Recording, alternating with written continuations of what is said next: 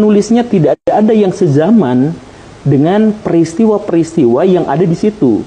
Jadi peristiwa Yesus lahir, peristiwa Yesus disalibkan, saya mohon maaf, penulis-penulisnya tidak ada satupun yang hidup pada waktu itu, pada zaman itu.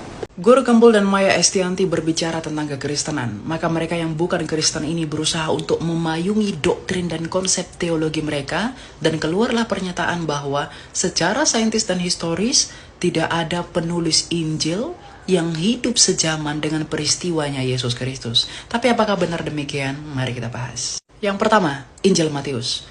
Injil Matius ditulis oleh Matius sendiri yang merupakan seorang pemungut cukai dan termasuk di dalam 12 murid dan rasulnya Yesus Kristus sendiri. Bahkan secara saintis, penemuan naskah Magdalen yang disimpan di Magdalen College di Oxford di Inggris itu membuktikan bahwa Injil Matius itu sudah selesai ditulis sebelum tahun 66 Masehi. Dan tidak hanya itu, pada abad pertama, Irenaeus yang merupakan murid langsung dari Polikarpus dari Yohanes, itu mengungkapkan dalam bukunya Melawan Ajaran Sesat bahwa yang menuliskan Injil Matius adalah Rasul Matius sendiri, yaitu salah satu dari ke-12 muridnya Yesus Kristus sendiri. Bahkan Epifanius yang hidup sejaman dengan Hieronymus atau Santo Jerome dalam bukunya Panarion mengonfirmasi bahwa Rasul Matius yang menulis Injil Matius. Dan sejarawan gereja bernama Eusebius dalam bukunya Sejarah Gereja Eusebius bagian ketiga juga mengatakan hal yang sama, bahwa memang Rasul Matiuslah yang menuliskan Injil Matius.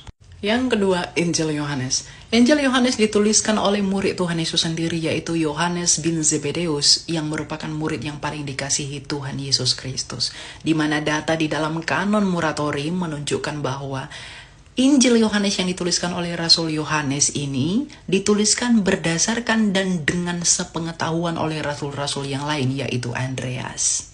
Yang ketiga, Injil Markus. Injil Markus ditulis oleh Markus sendiri yang merupakan salah satu dari 70 muridnya Yesus Kristus. Di mana menurut Eusebius yang mengutip tulisan dari Papias pada tahun 60 seorang uskup di Hierapolis yang mengatakan bahwa memang Markuslah penulis Injil Markus yang berdasarkan penuturan dari Rasul Petrus yang adalah murid langsungnya Yesus Kristus. Jadi Rasul Markus itu mencatat Injil Markus berdasarkan apa yang dituturkan oleh Petrus sendiri.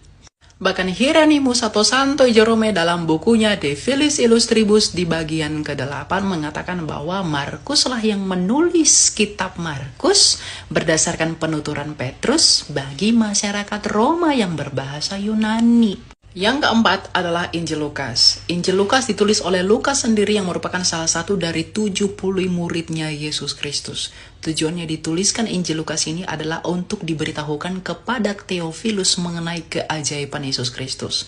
Dan Lukas sendiri merupakan rekan kerjanya Rasul Paulus, di mana kerasulan Paulus itu dikonfirmasi oleh rasul-rasul yang hidup sejaman dengan Yesus Kristus sendiri. Dan meskipun Lukas tidak menyaksikan secara langsung mengenai peristiwa itu, tetapi apa yang ditulis oleh Lukas sama sekali tidak bertentangan dengan apa yang ditulis oleh Matius dan Yohanes yang hidup sejaman dengan Yesus Kristus dan menyaksikan peristiwanya secara langsung.